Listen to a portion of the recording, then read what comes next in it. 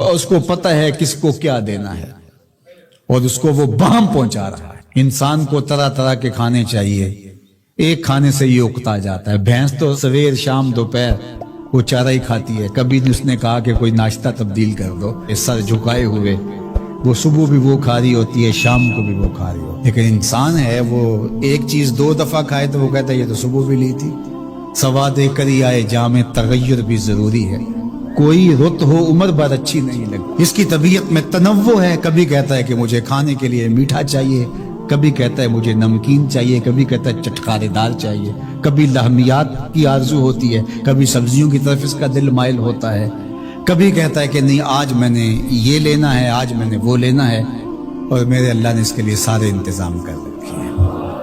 اللہ اکبر۔ اور جس کو ایک چاہیے اس کو ایک ہی دے رہا ہے، اور جس کو جتنا چاہیے اس کو اتنا دے رہا ہے۔ ہمیں تو ہنڈیا کے لیے ½ کلو یا 1 پاؤ گوشت چاہیے ہوتا ہے، لیکن شیر کو میں نے افریقہ کے اندر لائیو ناشتے کرتے دیکھا ہے، اور وہ پورا حرم جو ہے وہ ہڑپ کر جاتا ہے، اللہ روز اسے دیتا ہے۔ ہنس ایک پرندہ ہے، وہ سچے موتی کھاتا ہے، اور سچے موتی پنساری سے آپ لینے جائیں تو تولوں ماشوں میں ملیں، اور وہ بھی لاکھوں روپے میں، اور وہ بھی تیقن سے آپ نہیں کہہ سکتے کہ اس میں 2 نمبری تو نہیں ہے، یہ واقعتاً صحیح ہے، چونکہ آج کل تو یہ چیزیں چلتی ہیں، لیکن اس کو پیٹ بھر کے چاہیے ہوتے ہیں صبح شام دوپہر۔ اور دنیا کے اوپر ایک ہنس نہیں رکھا ہوا اللہ نے، لاکھوں ہنس کروڑوں ہنس دنیا پہ پائے جاتے ہیں، اور ان کو اربوں موتی روز چاہیے، اللہ روز عطا کر رہا ہو۔ تو یہ ہے اس کی ربوبیت، جس کو جو چاہیے وہ عطا کر رہا ہو۔ رب العالمین، تمام جہانوں کا پالنے والا ہے۔ رب کا معنی علماء نے یہ کیا ہے، حضرت عبداللہ ابن عباس فرماتے ہیں انہ مالک الدنیا وانہ مالک الاخرى، یہ دنیا کا بھی مالک ہے اور آخرت کا بھی مالک ہے۔ رب یہ صرف دنیا میں ہی نہیں، آخرت کے اندر بھی اس کے خانے کرم پہ لوگ پل رہے ہوں گے، اور دنیا میں بھی اس کے خانے کرم پہ لوگ پل رہے ہیں۔ اب عالم کیا ہے؟ ما سوی اللہ کو عالم کہتے ہیں۔ علماء نے اس پر بہت کچھ لکھا، لیکن حضرت وہب بن منبہ رضی اللہ تعالیٰ عنہ فرماتے ہیں کہ 18,000 عالم ہیں، ان میں سے ایک عالم یہ عالم دنیا ہے۔ بہت ساری چیزیں ہیں، ہماری انسان کی پہنچ ہی وہاں تک نہیں ہے۔ وما یعلم جنود ربک الا هو، اللہ کے لشکروں کو کون جانے؟ اللہ کو، وہی جانتا ہے اس نے کیا کیا پیدا کیا۔ انسانی مرغ عقل تھک کے گر جاتا ہے۔ اللہ اکبر۔ تو کہا رب العالمین، تمام جہانوں کا پالنے والا۔ اچھا، یہاں رب المسلمین نہیں کہا گیا، رب المطیعین نہیں کہا گیا، رب المتقین نہیں کہا گیا، صرف نیکوکاروں کا، اچھے لوگوں کا رب ہو۔ جو نہیں مانتے وہ ان کا بھی رب ہے، جو انکار کرتے ہیں ان کا بھی رب ہے۔ اللہ اکبر۔ یہ اس کی ربوبیت کی شان ہے کہ وہ اپنوں بیگانوں کو سب کو نواز رہا ہے۔ اور اگر آپ کی توجہ ہو تو یہاں ایک جملہ اور کہنا چاہوں گا، رب کا لفظ جو ہے وہ واحد ہے اور عالمین جمع ہے۔ رب العالمین، ایک رب اتنے جہانوں کو پال رہا ہے، ایک رب اتنے جہانوں کو پال رہا ہے۔ چلو اس سے آگے ایک اور بات کروں، رب واحد ہے اور عالمین جمع ہے، تو ایک رب کے کئی بندے ہو سکتے ہیں، ایک بندے کے کئی رب نہیں ہو سکتے، اس لیے رب کو واحد رکھا، عالمین کو جمع رکھا۔ کیونکہ اگر ایک خادم جو ہے، ایک غلام 5-6 آقا رکھے تو ایک کہے پانی لے کے اور دوسرا کہے کہ میرے حقے میں آگ بھرو، اور تیسرا کہے تو وہ کدھر جائے گا کدھر جائے گا، اور ایک آقا 100 خادموں سے بھی کام لے رہا ہے۔ تو رب کو واحد رکھا، عالمین کو جمع رکھا، اس لیے بندے کا رب ایک ہی ہو سکتا ہے، 360 نہیں ہو سکتے۔ رب ایک ہی ہوگا، اور ایک رب کے ہی بندے جو ہیں وہ ہزاروں ہیں۔ وہ تمام جہانوں کو پال رہا ہے۔ کیوں پال رہا ہے؟ کوئی ضرورت ہے اسے؟ جو بھی ہے، باپ اولاد کو پالتا ہے تو اس کے ذہن کے کسی گوشے میں ہوتا ہے یہ بڑھاپے کا سہارا بنے۔ شاگردوں کو استاد پڑھا رہا ہوتا ہے، اس کے ذہن میں ہوتا ہے کہ کل یہ میرے کاز میں میرے ساتھ کھڑے ہو جائیں گے، میرے ساتھی ہوں گے۔ ملازموں کے ساتھ ان کا باس کھڑا ہوتا ہے تو ان سے کام لینا ہوتا ہے، غرض ہوتی ہے۔ تو اللہ اتنے جہانوں کو پال رہا ہے تو کیا غرض ہے؟ الرحمن الرحیم، محض رحمان ہے نا۔ اسے کوئی غرض نہیں، وہ رحمان ہے اور رحیم ہے اور یوں ہی پال رہا ہے۔ جو نہیں مانتا اسے بھی پال رہا ہے اور جو مان رہا ہے اسے بھی پال رہا ہے۔ اللہ اکبر، وہ رحمان ہوا، وہ رحیم ہوا۔ ایسا نہیں ہوا کہ ایک بلی کو بہت زیادہ خوراک دے دی گئی اور وہ پھول پھول کے ہاتھی جتنی ہوگی، اور ایسا کبھی نہیں ہوا کہ ایک ہاتھی کو خوراک کم ملی اور وہ چوہے جتنی رہ گئی۔ جس کی جو فطری استعداد ازلی جو اس نے خود مقرر کی ہوئی ہے، اس کے مطابق اس کی گروتھ ہوتی ہے اور اس کے مطابق اس کی تربیت کرنا ہے۔ خلاصہ ہے پورے قرآن کا سورہ الفاتحہ۔ جو سارے مضامین ہیں پورے قرآن میں وہ سمٹ کے سورہ فاتحہ کے اندر آ گئے ہیں۔ تو اس کا آغاز اللہ کی حمد سے ہو رہا ہے۔ الحمدللہ، تمام خوبیاں اللہ کے لیے۔ کسی کے اختیاری حسن پر، کسی کے اختیاری جمال پر جو ثنا کی جاتی ہے، ستائش کی جاتی ہے، اسے حمد کہا جاتا ہے۔ کچھ خوبیاں اختیاری نہیں ہوتی، غیر اختیاری ہوتی۔ اگر کسی کا رنگ سفید ہے، نقوش تیکھے ہیں اور اس کی آنکھیں نرگسی ہیں، اس کے دیگر اعضاء کا توازن بڑا اچھا ہے، تو یہ اس کا اپنا کمال نہیں ہے۔ ایک شخص عالم ہے، اس نے پڑھا، محنت کی، آگے بڑھا، تو یہ اس نے محنت کر کے ایک چیز حاصل کی، تو اس کا وصف بیان کرنا اور اس پر ثنا کرنا یہ غیر اختیاری حسن نہیں ہے بلکہ اختیاری ہے۔ تو کمال وہ ہوتا ہے جو چیزیں اختیاری ہوں۔ تو اللہ جل شانہ کی حمد اس لیے کی جاتی ہے کہ اس کی چیزیں، اس کا حسن غیر اختیاری نہیں ہے، وہ اس کا اختیاری ہے۔ اللہ اکبر۔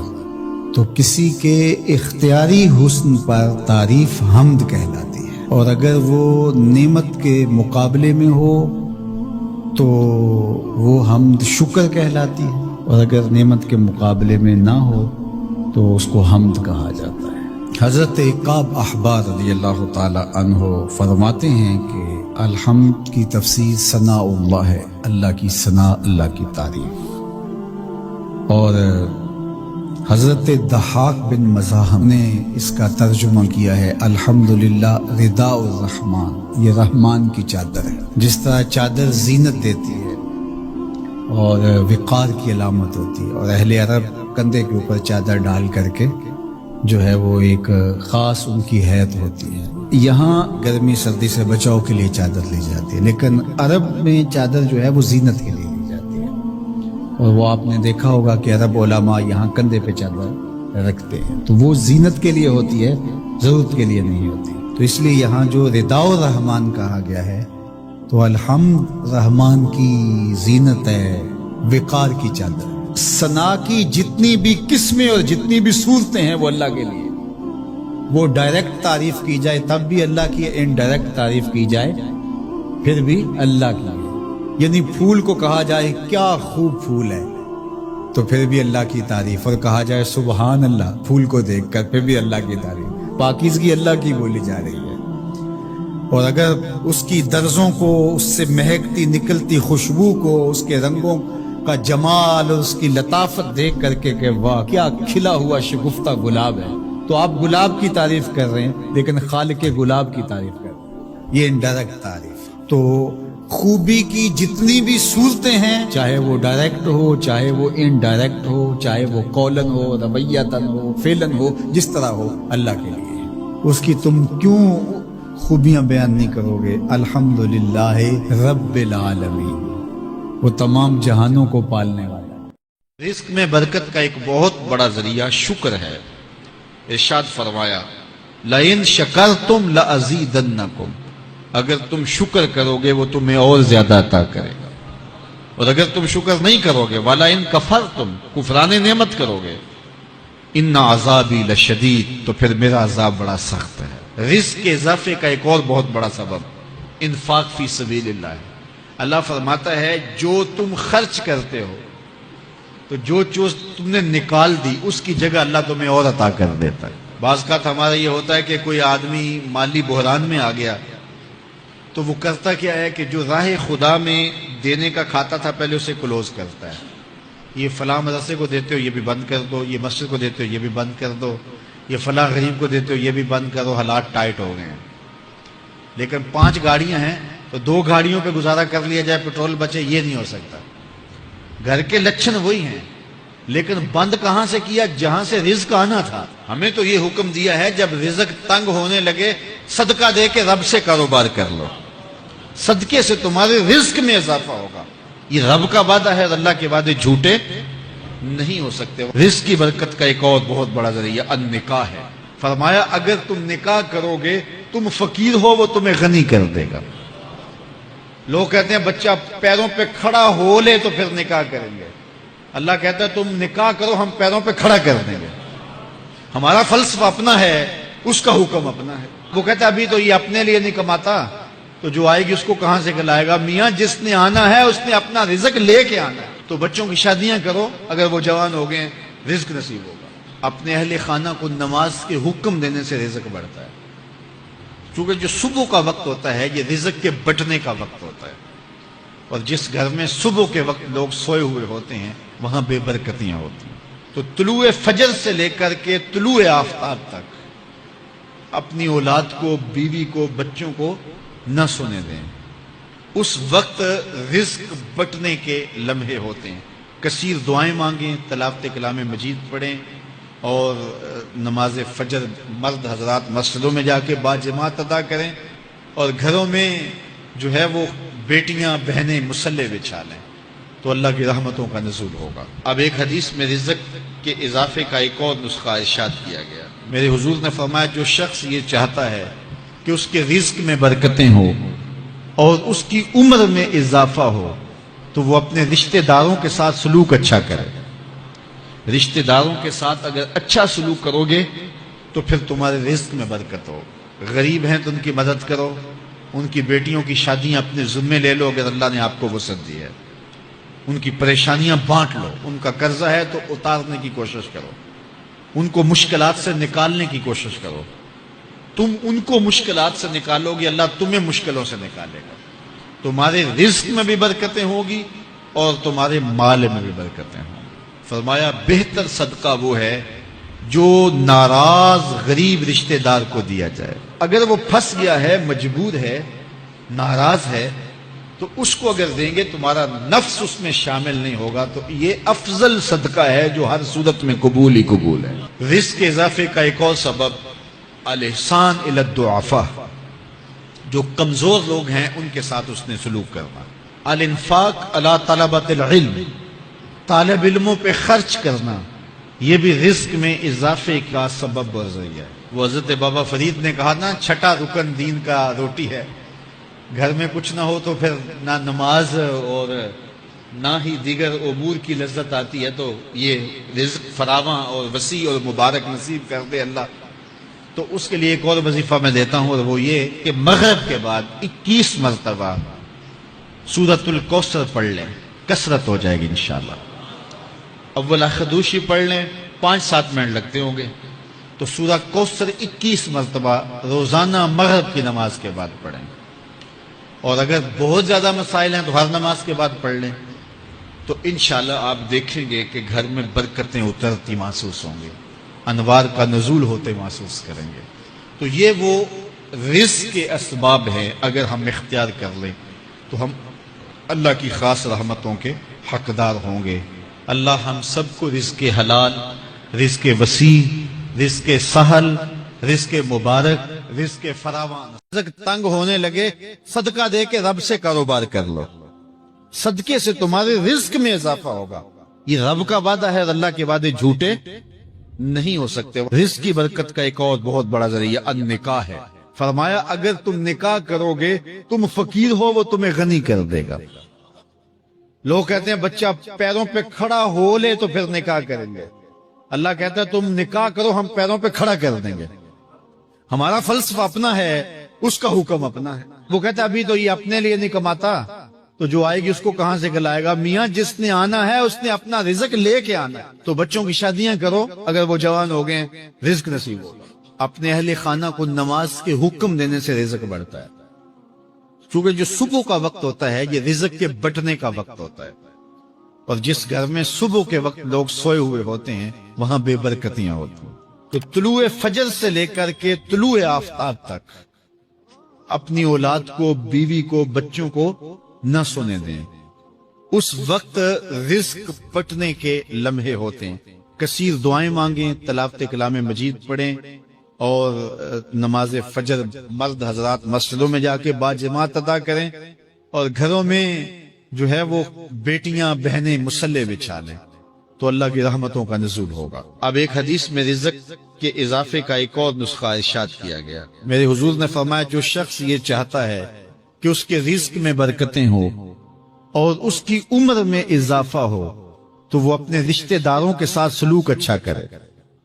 رشتہ داروں کے ساتھ اگر اچھا سلوک کرو گے تو پھر تمہارے رزق میں برکت ہو۔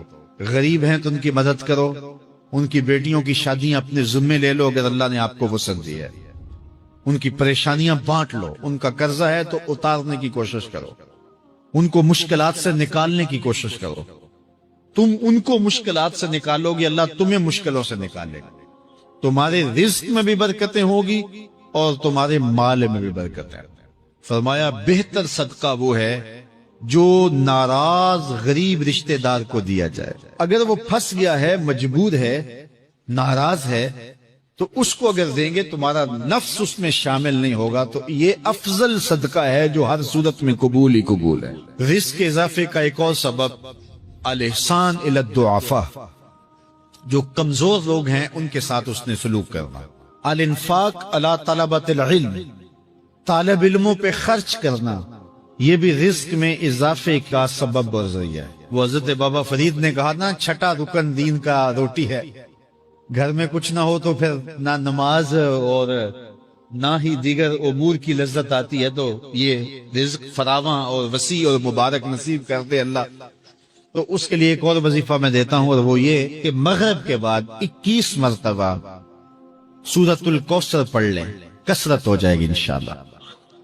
اول خدوشی پڑھ لیں، 5-7 منٹ لگتے ہوں گے، تو سورہ کوثر 21 مرتبہ روزانہ مغرب کی نماز کے بعد پڑھیں۔ اور اگر بہت زیادہ مسائل ہیں تو ہر نماز کے بعد پڑھ لیں، تو انشاءاللہ آپ دیکھیں گے کہ گھر میں برکتیں اترتی محسوس ہوں گی، انوار کا نزول ہوتے محسوس کریں گے۔ تو یہ وہ رزق کے اسباب ہیں، اگر ہم اختیار کر لیں تو ہم اللہ کی خاص رحمتوں کے حقدار ہوں گے۔ اگر فن سے، علم سے آتا ہو رزق، تو میاں صاحب فرماتے ہیں بے وقوفاں دے نوکر ویکھے دانش مند سے آنے۔ بے وقوفاں دے نوکر ویکھے دانش مند سیانے۔ انگوٹھا چھاپ شخص ہوتا ہے اور MBA جو ہے تعلیم کے حامل، اس کے منشی بیٹھے ہوئے ہوتے، تو پھر اگر علم سے کمال آتا ہوتا تو جو ہے وہ فن سے دولت ملتی ہوتی، تو پھر اس انگوٹھا چھاپ کو کیسے ملتی؟ اور یہ جو اتنا تعلیم یافتہ ہے، ماہر معاشیات ہے، یہ تو تنخواہ پہ کام کر رہا ہے، اور وہ جو ہے وہ دولت کا اسے حساب ہی نہیں ہے کہ کتنی ہے۔ تو اس لیے اللہ فرماتا ہے کہ یہ مت سمجھو کہ یہ تمہارے فن کا کمال ہے، یہ تمہاری جو ہے وہ محنت کا نتیجہ ہے۔ اللہ فرماتا ہے اولم یعلموا، کیا انہیں نہیں پتا؟ ان اللہ یبسط الرزق لمن یشاء، جس کو چاہتا ہے اس کے لیے رزق کے دروازے کھول دیتا ہے، ویقدر، اور جس کے لیے چاہتا ہے اس کے لیے رزق کو تنگ کر دیتا ہے۔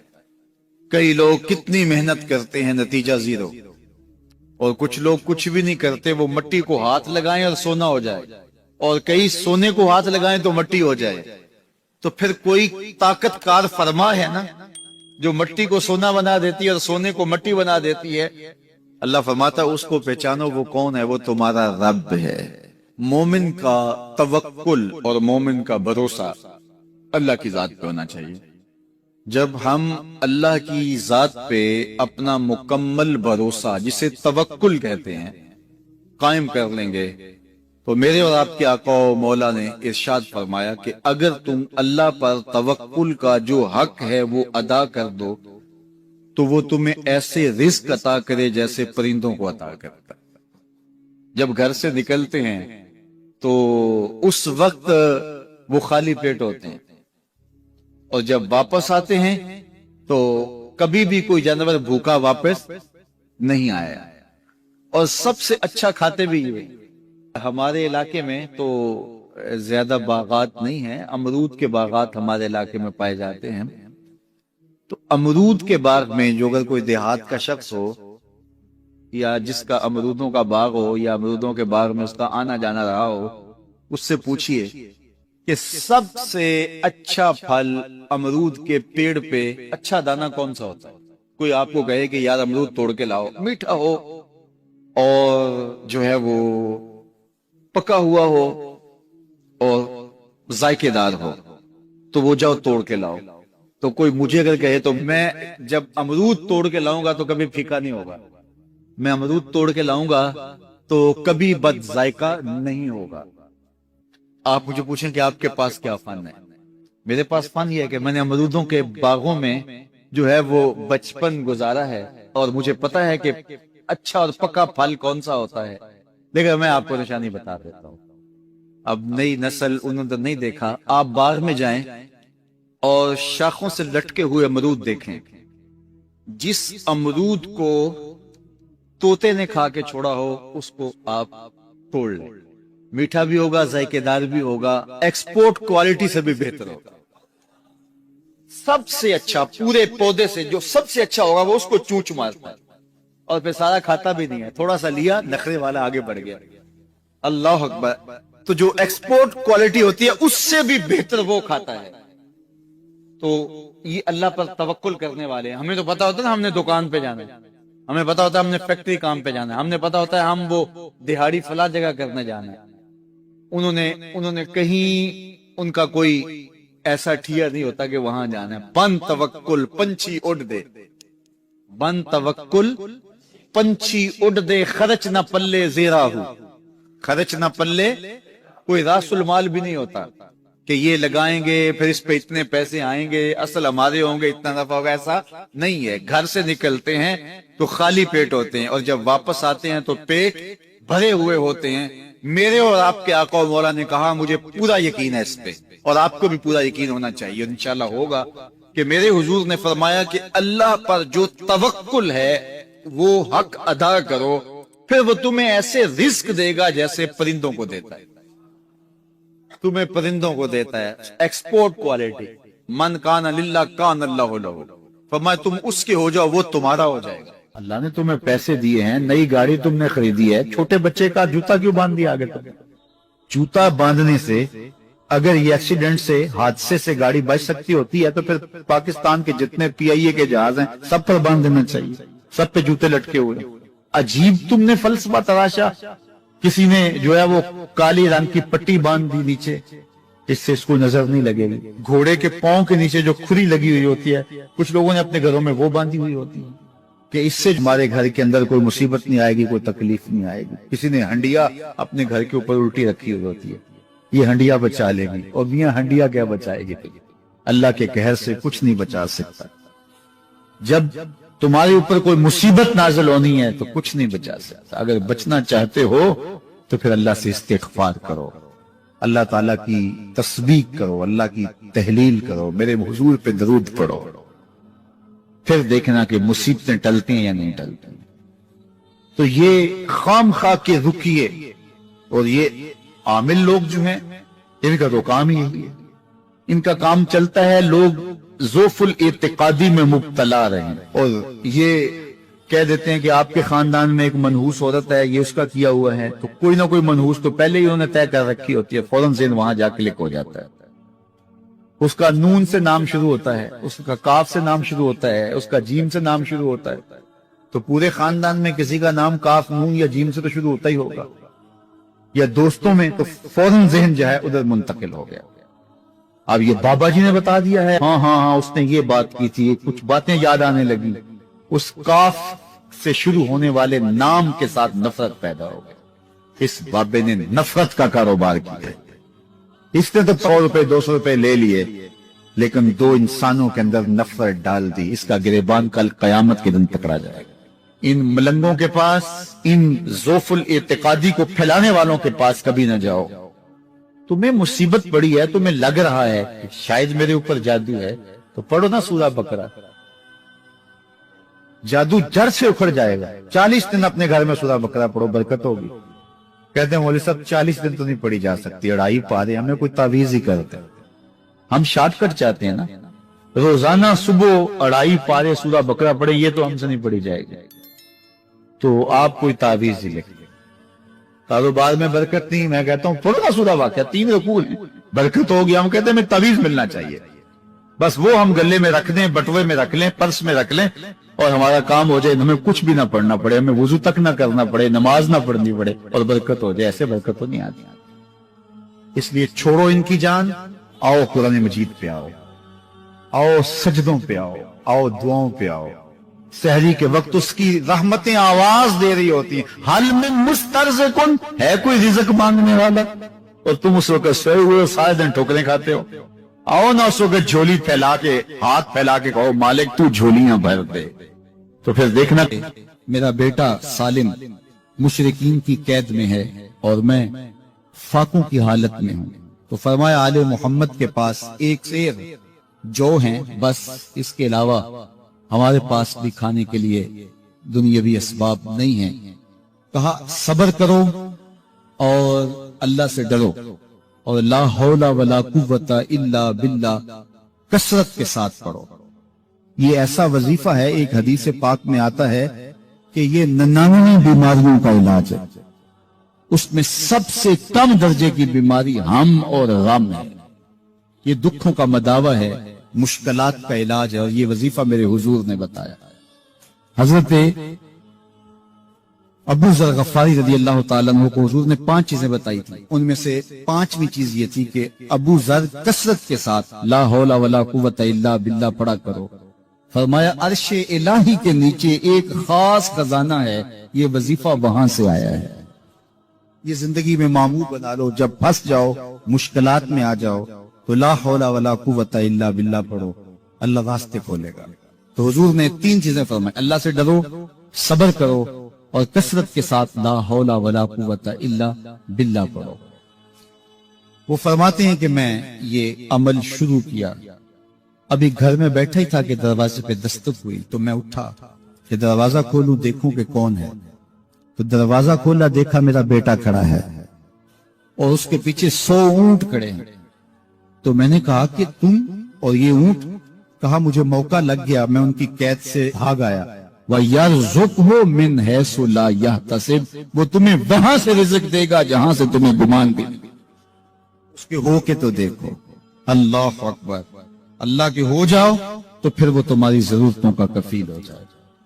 فرمایا حضرت عبداللہ ابن مسعود رضی اللہ تعالیٰ عنہ نے کہ کسی شخص کو فقر و فاقہ آ جائے تو وہ لوگوں کو بتائے کہ میں آج کل بڑے مشکل حالات میں ہوں، ہر وقت لوگوں کو بتاتا رہے، تو اس کی مشکل بڑھے گی، اس کی مشکلیں آسان نہیں ہوں گی اس طرح۔ اور اگر وہ اپنی اس مشکل کو کسی سے شیئر نہ کرے بلکہ مصلی بچھا کے اپنے رب سے کہے کہ مالک فقر و فاقہ آ گیا ہے اور اس کا علاج تیرے پاس ہے، اس مرض کا مداوع تیرے پاس ہے۔ حضرت عبداللہ ابن مسعود فرماتے ہیں کہ رسول کریم نے فرمایا جلد یا بدیر اللہ اس کو مالا مال فرما دے۔ یہ بھی کبھی کر کے دیکھو، مشکل آ جائے، فاقہ آ جائے۔ اور قرآن مجید کا دل سورہ یاسین ہے، جس نے 1 مرتبہ سورہ یاسین کی تلاوت کی، اللہ 10 مرتبہ قرآن پڑھنے کا ثواب عطا کرے گا۔ اور کتنا بڑا اجر ہے، آپ 1 سال میں بھی شاید 10 قرآن مجید نہ ختم کر سکے، اور سورہ یاسین پڑھیں تو 10 مرتبہ قرآن مجید پڑھنے کا ثواب نصیب ہوگا۔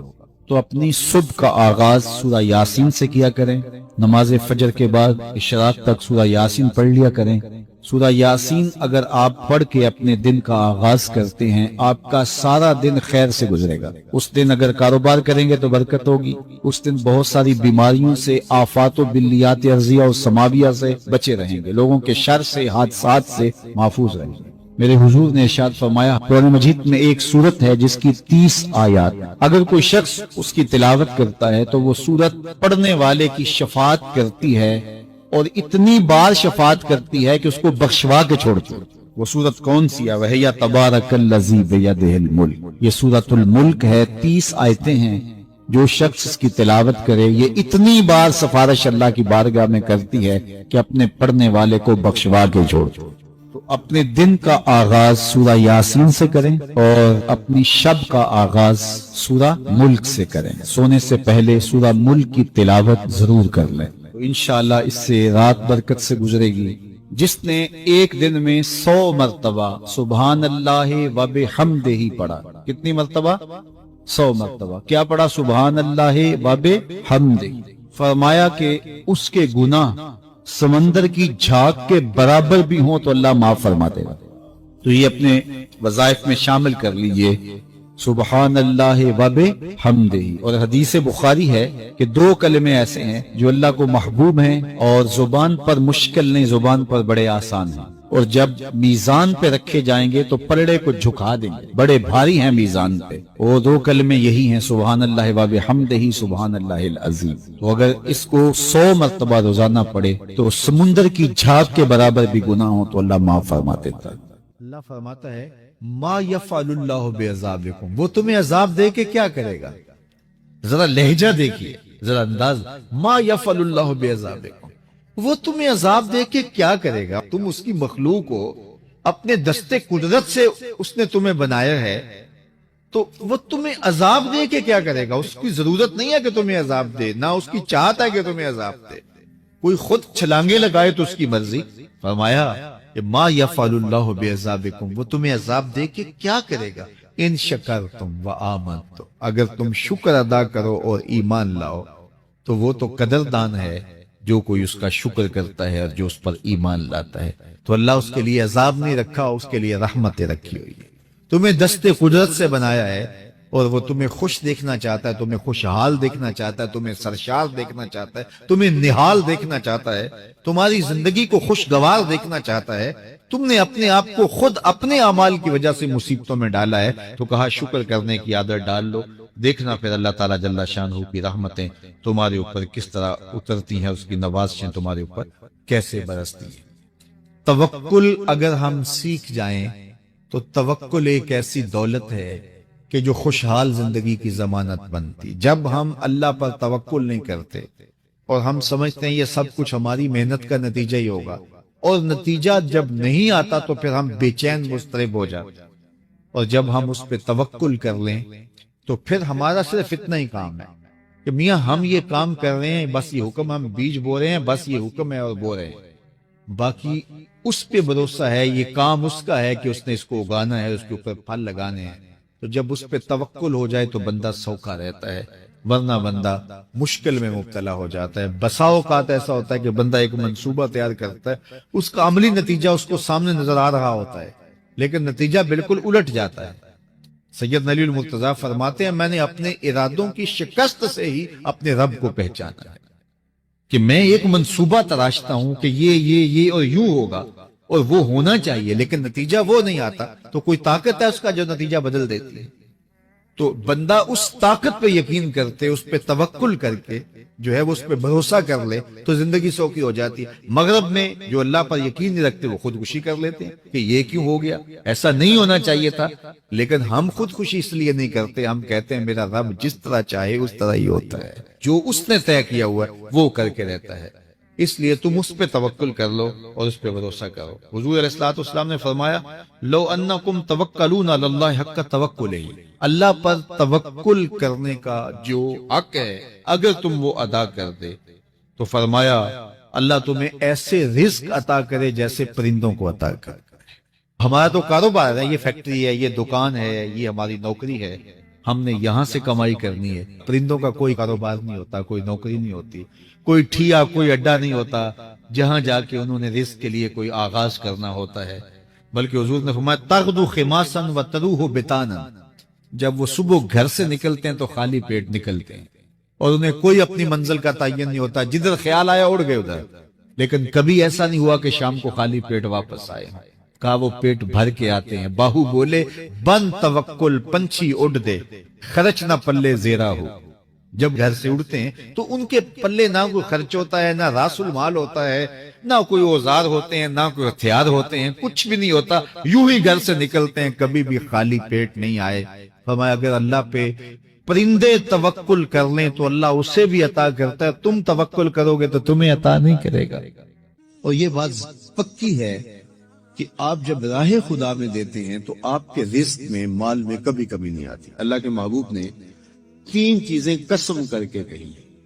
حضور نے کچھ چیزیں ارشاد فرمائی تو ان میں سے 3 چیزوں کے بارے میں فرمایا کہ یہ تو میں اللہ کی قسم کر کے تمہیں کہتا ہوں. اور ان میں سے ایک شے یہ کہ ما نقص مال عبد من صدقہ. فرمایا میں اللہ کی قسم اٹھا کے کہتا ہوں کہ صدقے سے مال کم نہیں ہوتا. تمہارا کیلکولیٹر حساب یہی بتاتا ہے کہ جو ہے وہ کم ہو گئے. 100 میں سے 10 دے دیے تو باقی 90 رہ گئے. آپ کا اکاؤنٹنٹ بھی آپ کو یہ بتاتا ہے کہ اتنے لاکھ میں سے اتنے ہزار دے دیے، باقی اتنے رہ گئے. لیکن میرے حضور نے کہا میں اللہ کی قسم اٹھاتا ہوں کہ صدقے سے مال کم نہیں ہوتا. دوسری بات فرمائی کہ جو شخص مانگنا شروع کر دیتا ہے، سوال کا دروازہ کھول دیتا ہے، اس کی کمی پوری نہیں ہوتی. یہ بھی میں اللہ کی قسم اٹھاتا ہوں. اور تیسری بات میرے حضور نے قسم فرما کے یہ کہی کہ جو شخص کسی کو معاف کر دیتا ہے، کسی نے کوئی زیادتی کی وہ معاف کر دیتا ہے، تو حضور فرماتے ہیں میں اللہ کی قسم اٹھا کے کہتا ہوں اس کی عزت میں فرق نہیں آئے گا. تو یہ 3 چیزیں حضور نے قسم کر کے فرمائی. تو اس لیے ہم اپنے ہمسایوں کو دیکھیں، ان کی ضروریات کا خیال رکھیں. تو حضور کی سیرت کا یہ عنوان جو حضرت خدیجہ الکبریٰ سے بہتر کون جانتا تھا. اپنا سارا مال انہوں نے حضور کو پیش کر دیا جب نکاح ہوا حضور سے کہ حضور اب یہ میرا نہیں، یہ آپ کا ہے. اور وہ سارا مال حضور نے لوگوں میں بانٹ دیا، ضرورت مندوں کی کفالت کرتے رہے. تو کہا وَتَحْمِلُ الْكَلَّةَ، آپ لاچاروں کا بوجھ اٹھاتے ہیں. وَتَقْسِبُ الْمَعْدُومَ، اور جن کا کوئی نہیں ہے آپ ان کے کفیل بن جاتے ہیں اور آپ کمائی کر کے ان کے گھر کی ضروریات کو پورا کرتے ہیں. وَتَقْرِي الضَّيْفَ، اور آپ کی یہ خوبی ہے کہ آپ مہمان نواز ہیں. مہمان نوازی آپ کا شعار ہے، آپ کا طرز زندگی ہے. اور مہمان کو جو کھلایا جاتا ہے اس کا حساب بھی نہیں ہوتا، اور مہمان کے ساتھ جو بیٹھ کے کھایا جاتا ہے اس کا بھی حساب نہیں ہوتا. اور مہمان اپنا رزق خود لے کے آتا ہے اور برکت چھوڑ کے جاتا ہے. تو مہمان کو کبھی بھی بوجھ نہیں سمجھنا چاہیے. تو کہا کہ اور تیسری اور آخری بات وَتَعِينُ عَلَى نَوَائِبِ الْحَقِّ، جو لوگ مشکلات میں پھنسے ہوتے ہیں، مصیبت میں پھنس جاتے ہیں، مسائل میں گھر جاتے ہیں، آپ ان کی مدد کرتے ہیں. ابھی حضور اعلان نبوت نہیں کیا، ابھی پہلی وحی نازل ہوئی ہے. تو حضور کی ماضی کی سیرت کو حضرت خدیجہ الکبریٰ لوگوں کے سامنے رکھیں. آپ اس سے بھی پیچھے چلے جائیے. جب شب ابی طالب نے حضور کو حضور کے خاندان سمیت محصور کر دیا گیا، قریش مکہ نے حضور کو روکنے کے لیے بڑی کوششیں کی، لیکن حق کا یہ مسافر کبھی بھی رکنے والا نہیں تھا. بلکہ حضور کے چچا کو بلا کے کہا کہ اپنے بھتیجے سے پوچھو کہ تمہارا مسئلہ کیا ہے. دولت مال چاہیے تو ہمسائے لوگ مل کے اتنی دولت ان کو دے دیتے ہیں کہ کوئی کمی نہیں رہے گی. اور اگر کسی خاتون سے نکاح کرنے کی آرزو دل کے کسی گوشے میں ہو تو وہ بھی بتائیے. کسی سردار کی بیٹی سے نکاح کرنا چاہیں تو ہم اس کے لیے بھی حاضر ہیں، لیکن یہ بتوں کی مخالفت چھوڑ دی جائے. تو جب بہت ساری باتیں کی سب نے مل کے کی اور جو ہے وہ دباؤ بھی ڈالا کہ اگر نہیں یہ کرتے تو پھر حالات کی تلخیاں اور جو کچھ ہے وہ آپ کے سر پہ ہوں گے. تو حضور کے چچا جناب ابو طالب حضور کے پاس آئے تو ان کی طبیعت پر کچھ بوجھ تھا. تو انہوں نے کہا کہ بھتیجے میں اکیلا اتنے قبائل کے ساتھ لڑائی کا بوجھ نہیں اٹھا سکا، میری کمر کمزور ہے. تو حضور علیہ الصلوۃ والسلام کی خدمت میں انہوں نے کہا کہ وہ تو اس طرح کی باتیں کر رہے ہیں. تو آقا کریم نے جو جواب دیا وہ سنیے. آپ نے فرمایا یا امی لو وضع الشمس فی یمینی والقمر علی یساری، اگر وہ سورج میرے دائیں ہاتھ میں رکھ دیں اور چاند کو لا کے میرے بائیں ہاتھ میں رکھ دیں اور دنیا بھر کے خزانے میرے قدموں میں ڈھیر کر دیں، میں کبھی بھی حق کو باطل اور باطل کو حق نہیں کہہ سکتا. یہ وہ چیز ہے جہاں پر ہمیں کھڑا ہونا چاہیے. یہ رشوت کیا ہوتی ہے؟ ہم اداروں میں افسر بن کے بیٹھتے ہیں اور ہم کسی ذمہ دار منصب پہ بیٹھتے ہیں تو ہمیں چند ٹگوں سے کوئی خرید لیتا ہے، ہمارا ضمیر پھر کہاں ہوتا ہے؟ کائنات کی نعمتیں اس کو پیشکش کی جا رہی ہیں جو پیدا ہوا تو باپ کا سایہ سر پہ نہیں ہے، 6 سال کی عمر ہے تو ماں انتقال کر گئی ہے. یہ حالت ہے. لیکن کہا جا رہا ہے کہ جناب آپ کو جو چاہیے ہم فراہم کرتے ہیں، لیکن کہا لو وضع الشمس فی یمینی، اگر وہ سورج کو میرے دائیں ہاتھ میں رکھتے ہیں اور چاند کو میرے بائیں ہاتھ میں رکھتے ہیں اور میرے پاؤں میں کائنات کے خزانے لا کے دولت قارون بھی رکھ دیں، لیکن میں پھر بھی حق کو حق کہوں گا، باطل کو باطل کہوں گا، تو میں چند ٹگوں پہ اپنے ضمیر کا سودا کیسے کر سکتا ہوں اگر میں رسول اللہ کو مانتا ہوں، اگر میں حضور علیہ الصلوۃ والسلام کا فالوور ہوں، اگر میں ان کا امتی ہوں، ان کا غلام ہوں، ان کا عاشق ہوں، تو پھر میں کیوں اپنے ملک کو بیچوں، میں کیوں عدل کو بیچوں، میں کیوں انصاف کو بیچوں، میں کیوں اپنے منصب کو بیچوں، میں کیوں لوگوں کے حق غصب کروں، لوگوں پر زیادتیاں کروں، میں دیوار رکھتے ہوئے ہمسائے کے 2 انچ دبانے کے لیے اپنی ضمیر کا سودا کر لوں، میز کے اوپر سے رشوت پکڑوں یا نیچے سے پکڑوں، فرق نہیں پڑتا اس سے، میں اپنے ضمیر کا سودا کیا ہے اور برسرے بازار کیا ہے اور بہت سستا بیچا میں نے اپنے آپ کو۔ وہ کیا کسی نے کہا تھا کہ ہر دو عالم قیمت خود گفتائی، نرخ بالا کن کہ ارزانی ہنوز، 2 جہاں کو تو نے اپنی قیمت بتایا ہے، اپنا نرخ بتایا ہے کہ 2 جہاں میری قیمت لگتی ہے، کہا قیمت بڑا ابھی سستا بک رہا ہے، یہ ساری کائنات تیری قیمت لگا دی جائے لیکن تیری قیمت پھر بھی نہیں ہے اور تو سستا بک رہا ہے، نرخ بالا کن کہ ارزانی ہنوز، تیری قیمت جو ہے وہ یہ 2 جہاں نہیں ہے، تیری قیمت صرف تیرے رب کی رضا ہے۔ تو کہا کہ میں کبھی بھی، تو یہ حضور علیہ الصلوۃ والسلام کی زندگی تھی۔